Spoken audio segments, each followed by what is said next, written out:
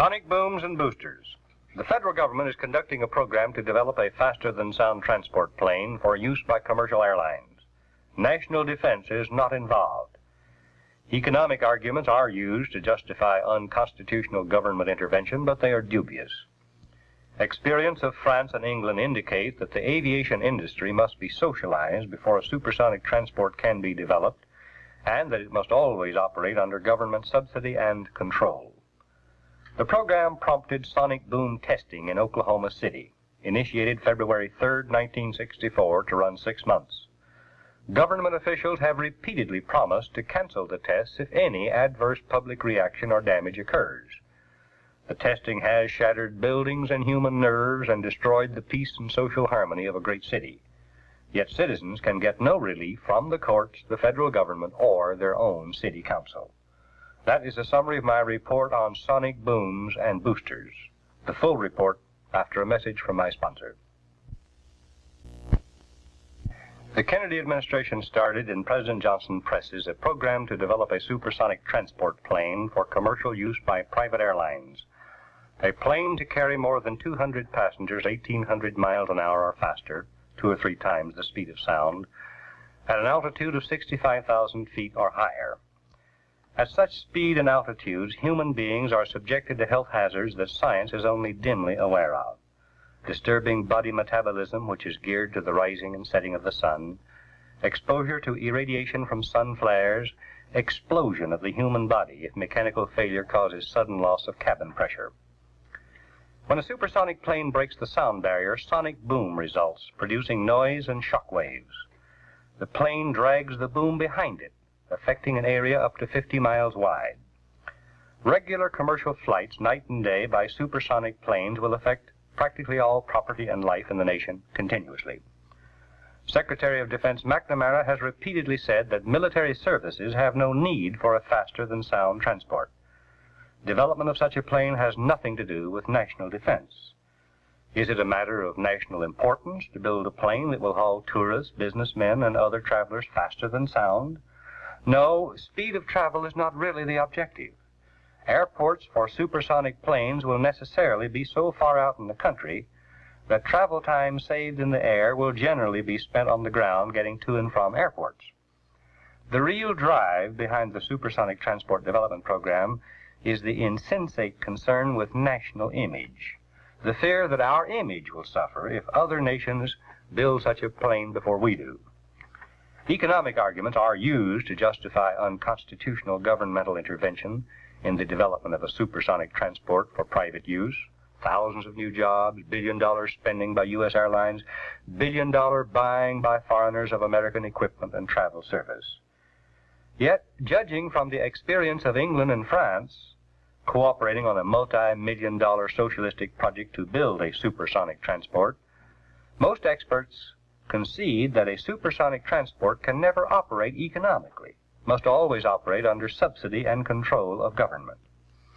Will the American aviation industry be nationalized, that is, socialized, as in England, France, the Soviet Union, or will the industry itself pay the estimated $2 billion cost of developing a supersonic transport? Government officials have not revealed their plans in this regard, but Congress has appropriated $91 million for initial studies, the most notable of which is the sonic boom testing program in Oklahoma City. Before the boom testing began, a federal aviation agency official announced that boom tests would be canceled immediately if there was any adverse public reaction or any damage to structures. That was a curious announcement. The federal government already had abundant evidence that sonic booms adversely affect human beings and property. Between 1956 and 1961, the Air Force paid 1,539 claims for damages caused by sonic booms. Prior to the Oklahoma City project, sonic booms were a byproduct of Air Force military maneuvers, and no city was subjected to prolonged bombardment. In Oklahoma City, the Federal Aviation Agency orders 8 flights a day over the city 7 days a week by Air Force supersonic jets. The test program began February 3, 1964, scheduled to last 6 months. One sonic boom will shake buildings and cause the human nervous system to jerk in startled shock. perhaps without doing any lasting damage.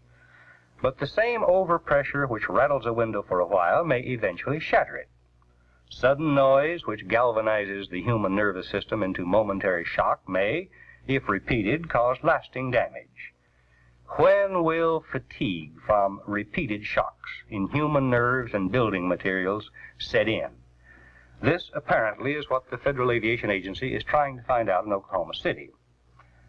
By the fourth day of testing, Oklahoma City newspapers had reported at least 40 claims for damage. But aggrieved citizens soon learned that government promises to cancel the program if adverse reaction or damage occurred were equivocal. A few homes in peculiarly vulnerable spots are literally being shaken to pieces. Roofs blown off, glass and fixtures shattered, foundations cracked, walls split. There has been considerable major damage, thousands of cases of minor damage, and some personal injuries from falling plaster and exploding glass fixtures. FAA experts examining the damage generally dismiss the claims, saying sonic booms are not responsible, attributing the damage to weather, faulty materials, inferior construction, thus making it impossible for citizens even to collect insurance in many cases for their damage. It is useless for a homeowner to point out and prove that he has lived in a house for many years without any of the damage that suddenly occurred after the sonic booms started. FAA officials merely reiterate the standard policy statement that sonic booms cannot damage structures, and that the tests will be canceled if damage occurs. At the same time, FAA experts often give householders suggestions on what to do to lessen boom damage, such as keeping doors and windows open during the 8 boom flights each day, regardless of weather. On February 25, 1964, the Oklahoma City Council, in response to pleas from suffering residents, formally resolved to ask FAA to cancel the boom testing program. Next day, Chamber of Commerce officials headed a group of sonic boom boosters demanding that the City Council not ask for cancellation of the tests. The Chamber of Commerce boom boosters say the testing program will help maintain Oklahoma City's image as a progressive aviation center, will help that city get the first supersonic airport. They hint of retaliation against the city by the federal government and by big private firms doing aerospace work if Oklahoma City does not submit and cooperate enthusiastically. The Oklahoma City Council reversed itself and decided not to ask for cancellation of the boom testing program. After less than 1 month of the program, Oklahoma City was in turmoil.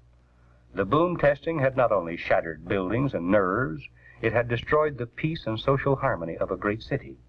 FAA officials reiterated their promise to cancel the testing immediately if any adverse reaction or damage occurred. At the end of April 1964, the FAA admitted that its own instrumented test houses had been damaged, but said the causes were unknown. Sonic booms could not damage structures. At the same time, FAA revealed that it had paid 125 claims out of more than 2,000 formally filed for damages caused by sonic booms. The FAA repeated its promise to stop the boom testing immediately if any adverse reaction or damage occurred. The citizens of Oklahoma City have sought relief in vain from the courts, from the City Council, from the governor of the state, from their U.S. senators and representatives, from the President of the United States. Bureaucratic Chamber of Commerce boosterism has reached the ultimate in Oklahoma City.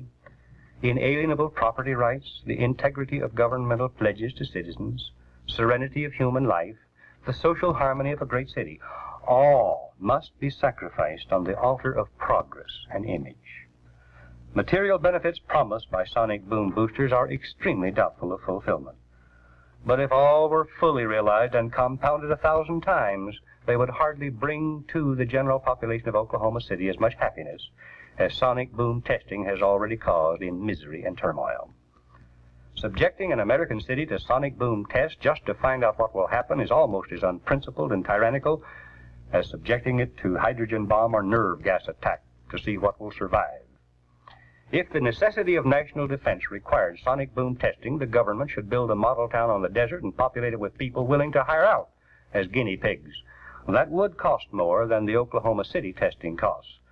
But by stopping the squandering of tax billions on foreign aid and foreign wars and other unconstitutional activities harmful to the nation, government could save enough to spend any amount needed on genuine national defense. Since defense does not require development of a supersonic transport, the federal government has no constitutional authority to do anything in this field.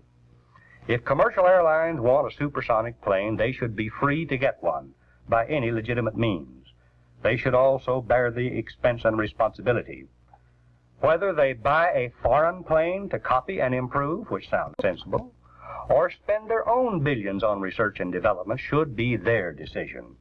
In either event, laws should prevent developers and operators of supersonic airplanes from creating nuisance or hazard for the general population. The people of Oklahoma could take political action against every Oklahoma politician involved in or avoiding action about the sonic boom testing program in Oklahoma City. People in other states could demand that the National Congress withdraw all funds for supersonic transport development and force the federal government to get out of such monstrous unconstitutional activity. But the people had better begin to consider this and similar problems soon. If soon the people do not compel their Congress to obey the Constitution, it will be too late. Goodbye. God bless you. For the documented text of this broadcast, send 25 cents to Dan Smoot, Dallas 14, Texas, and ask for 459 Sonic Booms and Boosters. 6 copies, $1.